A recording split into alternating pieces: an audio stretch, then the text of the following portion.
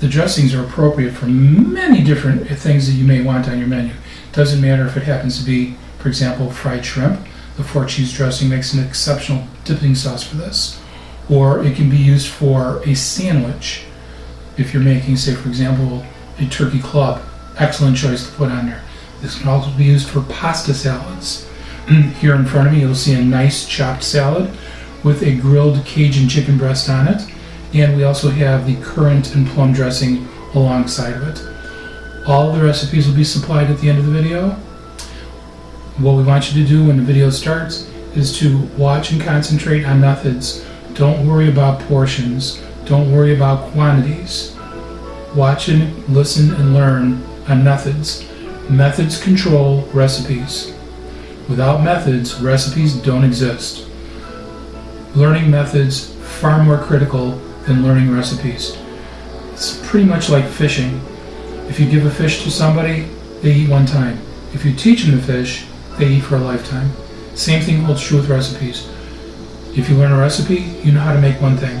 If you learn a method, you learn how to make many things. So that's what we're going to be doing with all of our videos, concentrating on learning methods. And we're about to start in a moment, but man, I'm really thirsty, so I think I'm going to add to my lemonade here a shot of sorbet, and that happens to be a hibiscus and peach sorbet. Now you're probably saying to yourself, hey, this is a salad dressing video. What's going on there with the sorbets? Well, you're going to have to check out the exotic sorbet video to find out what we did when we made this hibiscus and peach sorbet and why we're using it in our lemonade. And now we start. Next up, we're going to do a plum and currant vinaigrette. This type of a dressing goes especially well with Cajun food, something that's got a little bit of a kick to it. Sweet vegetables, roasted chicken, jerk chicken. You want to take it and strip the meat off the bone, put it into a salad. Great combination for it. This can even go with any type of a fruit salad as well too. So what we're going to do is we're going to start first with our currants, which in this case we're using dried currants that have been soaked in the vinegar. And the reason we're doing that is because the market didn't have any fresh currants, which took us all by surprise. So we're substituting, and we're using dried currants, and we're going to use fresh plums, some nice fresh plums, red plums. Our seasonings are already mixed together and measured. Our corn oil is ready and present. And we're going to use some Guatemalan honey to sweeten it up just a little bit. And our recipe calls for fruit juice that's congruent with whatever it is that we're doing. In this case, plums and currants. So what we're going to do is we're going to use some red currant white wine. Nice touch. We're going to start it off by setting up our Cuisinart, making sure that it's hooked up correctly, the blade is in the proper position and sunk in properly, and we're going to let the machine do the work for us.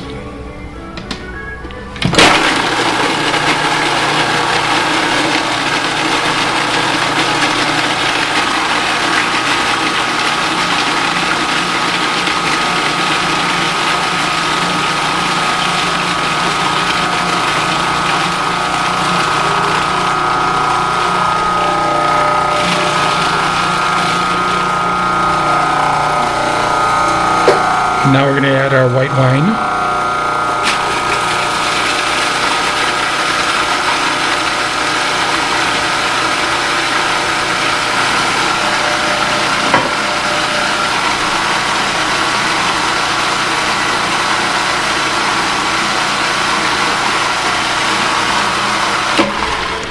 Now we're going to turn it off momentarily and scrape it down and get all those pieces off the top lid. Then we're going to start it back up again. Now we're going to stop it, and what we're going to do is we're going to check and see the inside of it where it's chopped up pretty good and the pieces are nice and small, if noticeable at all, other than what's stuck to the side of the bowl. We're now going to add our fresh plums.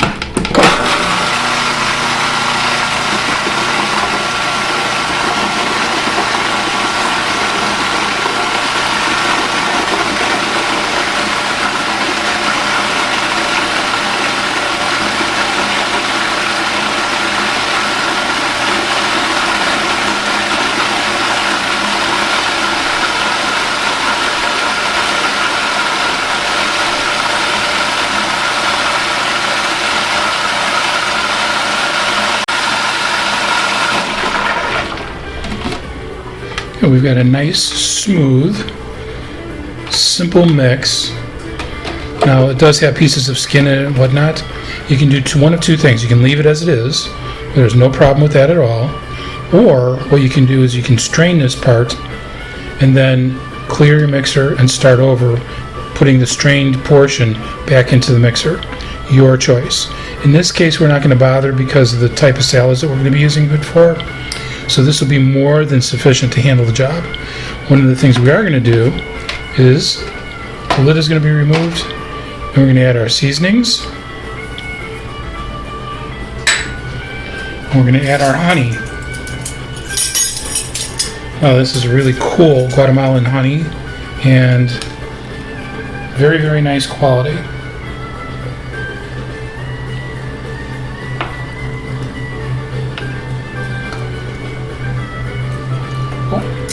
Make sure we don't waste any.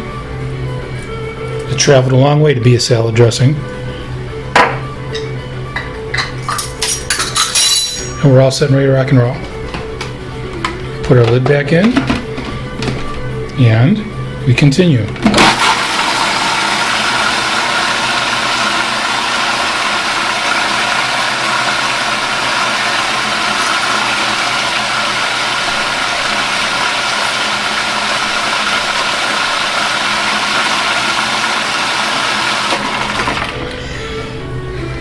Now we have everything in here already. The vinegar was added when we did the currants.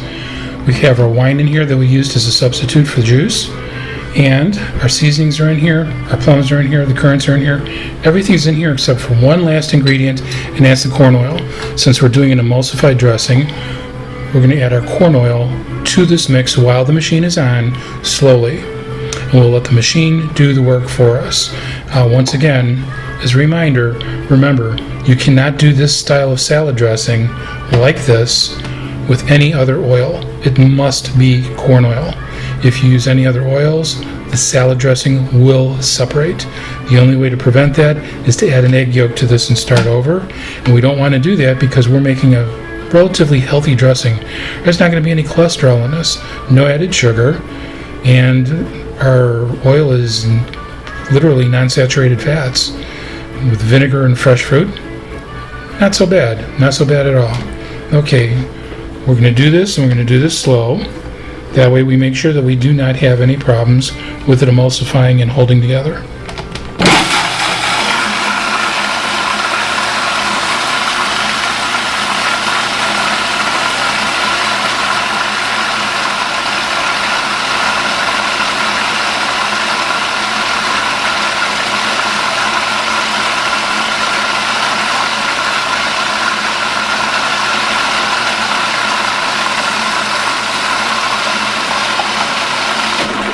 Now, as you can see, when the oil is added, the dressing starts to change color.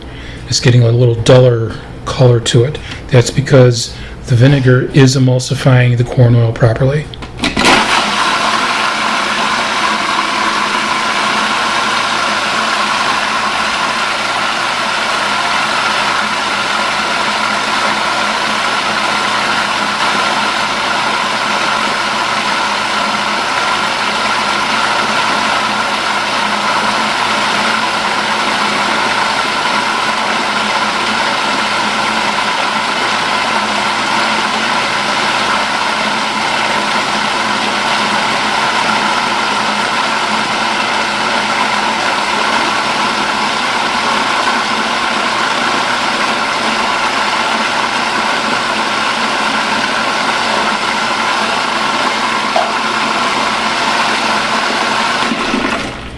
There you have it. Simple and to the point.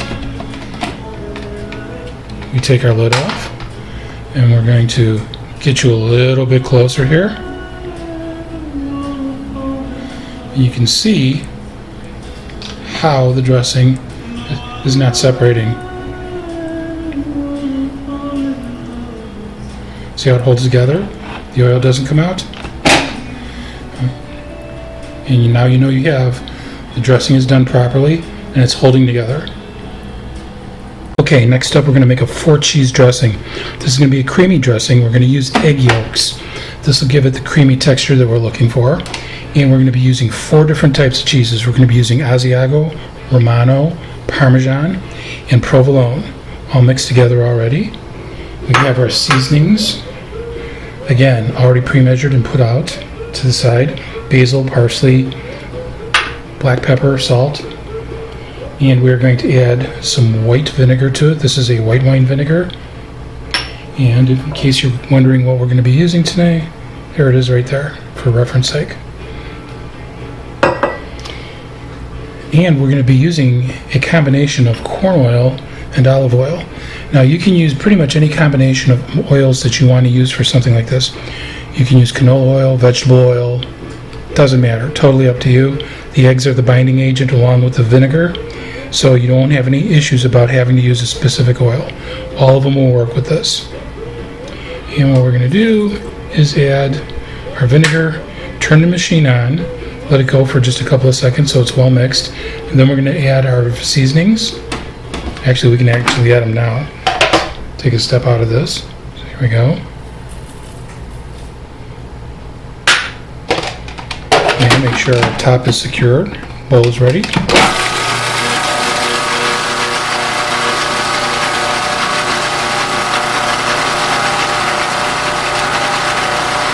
And we're going to slowly add our corn oil so that the eggs have a chance to bind with it with the RPMs of the machine.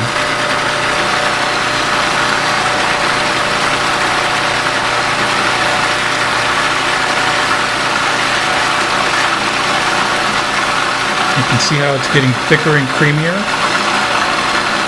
So the eggs are doing their job along with the machine.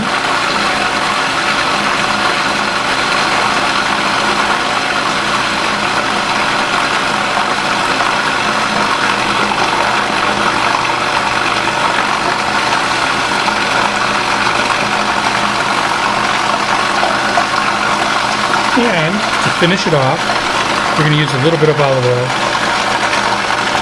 Just about an ounce, maybe 2.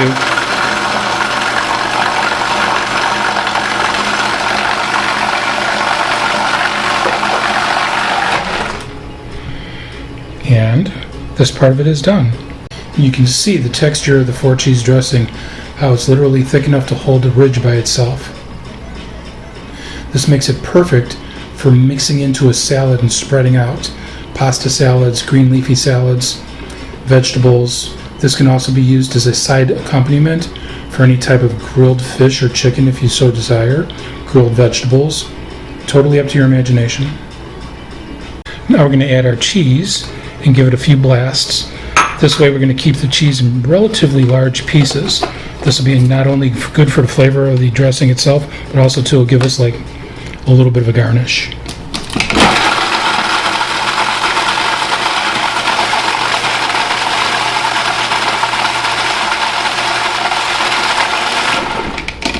And just like that, we're done.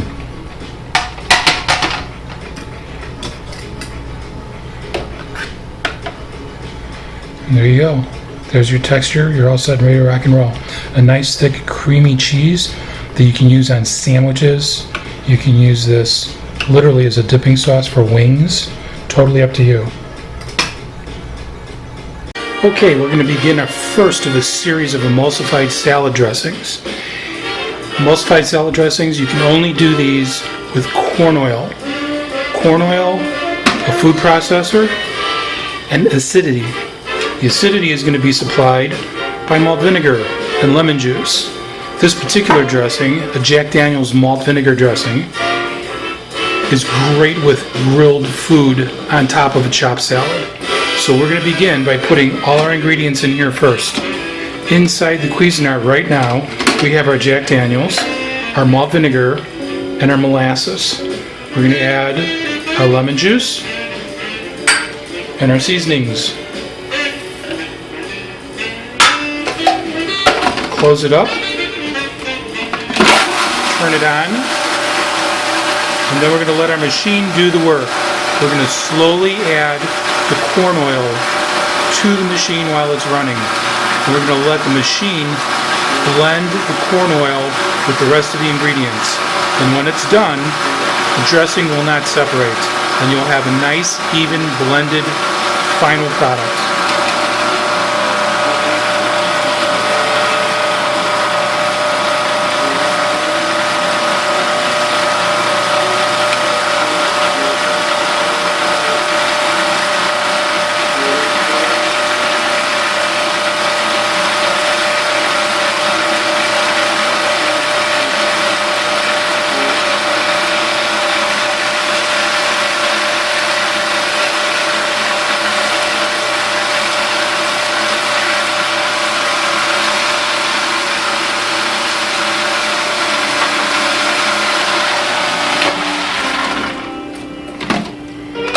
And just like that, in a matter of seconds, you have a finished product where your salad dressing is not going to separate. No eggs.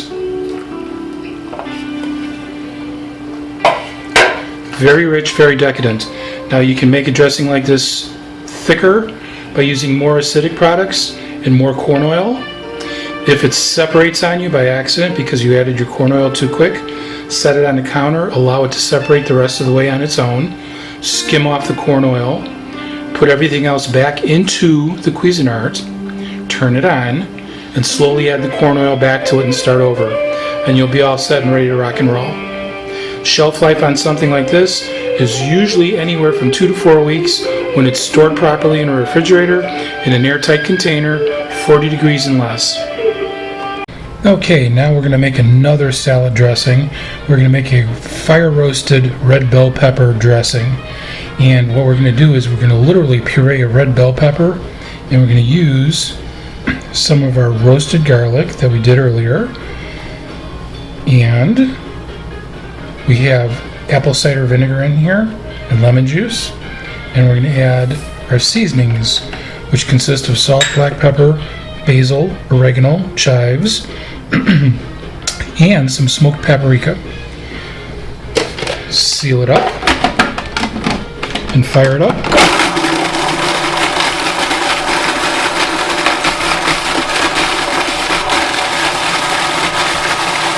And it's one of the reasons why you keep your hand on top of this when you fire it up, so in case anything tries to squirt out, you can contain it. Now, as this mix blends and gets more and more smooth, we'll turn it off and check it for lumps, and then we're going to incorporate our corn oil.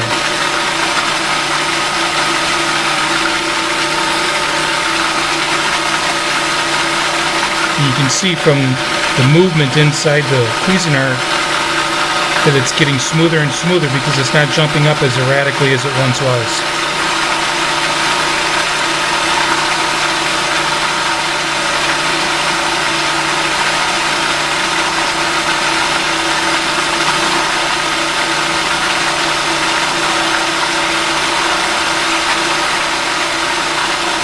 Okay, now that we've got it cleaned up, we're ready to rock and roll, we're going to put our corn oil in next. Remember, we always add the corn oil towards the middle of the Cuisinart. This allows the blades to incorporate it. Very important. Alright?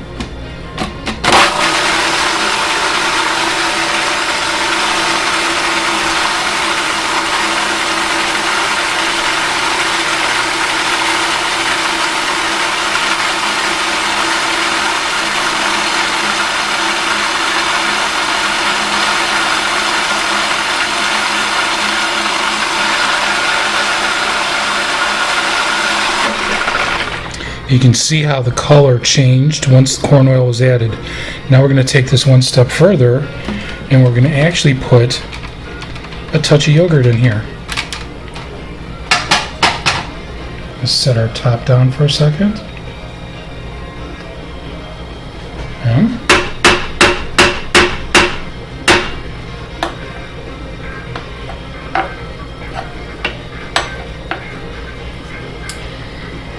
We're using about 2.5 tablespoons of yogurt, maybe 3. Again, that's subjective. It's not going to change this at all. It's just a matter of personal taste.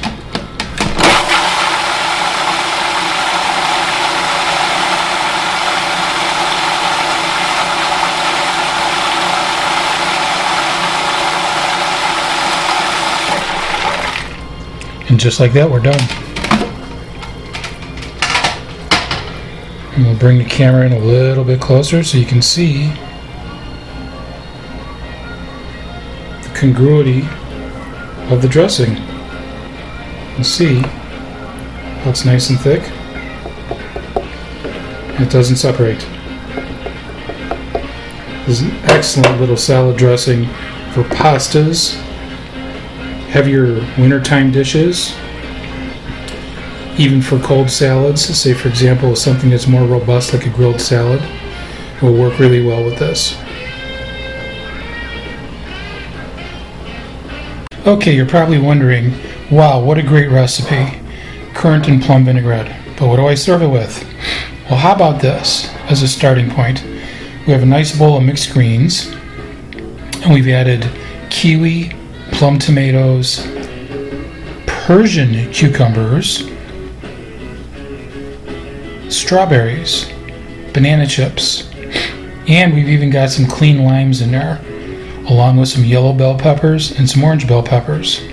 So we've got a very nice, interesting mix of sweet vegetables, and we have a very nice accompaniment or counterbalance of fruit. And we have our dressing on the side, but what if you want something a little bit more substantial and robust? Well, what we can do is we can add some Cajun chicken to it.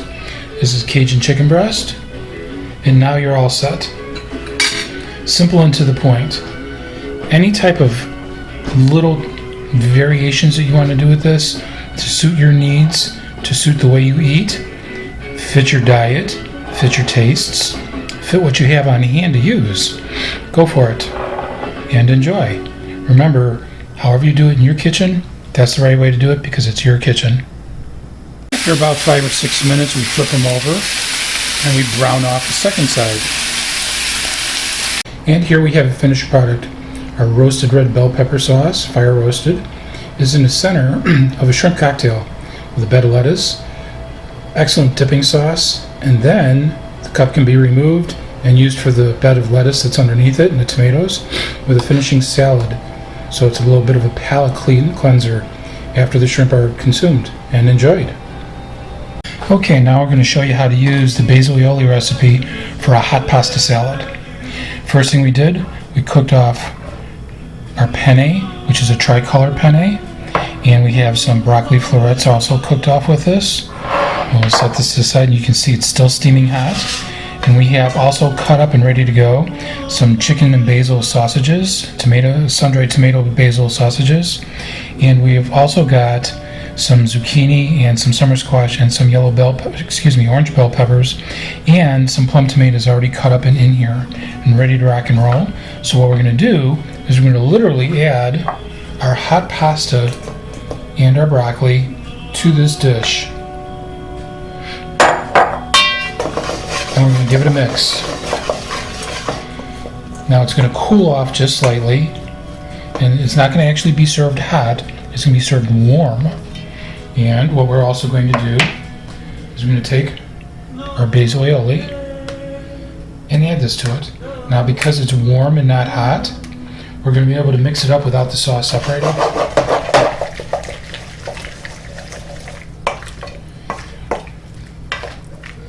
This makes for a much heartier version of a pasta salad. And what we're going to do is give it a little goosed up presentation. And we're going to literally add it to the plate right like so.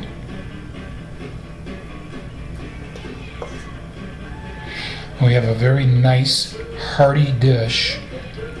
Lots of protein, lots of fiber, plenty of carbohydrates, and actually not that much fat because we didn't need that much to make the aioli itself. There we go. And we seem to be pretty well set. Set this to the side. And in just a couple of minutes, you have yourself a really good dish. Fresh basil aioli, warm pasta salad, greenfield sausages, and we have a really, really nice summertime dish. Fall, even in the wintertime. So if you want to serve a pasta salad in the wintertime, this is a really cool route to go.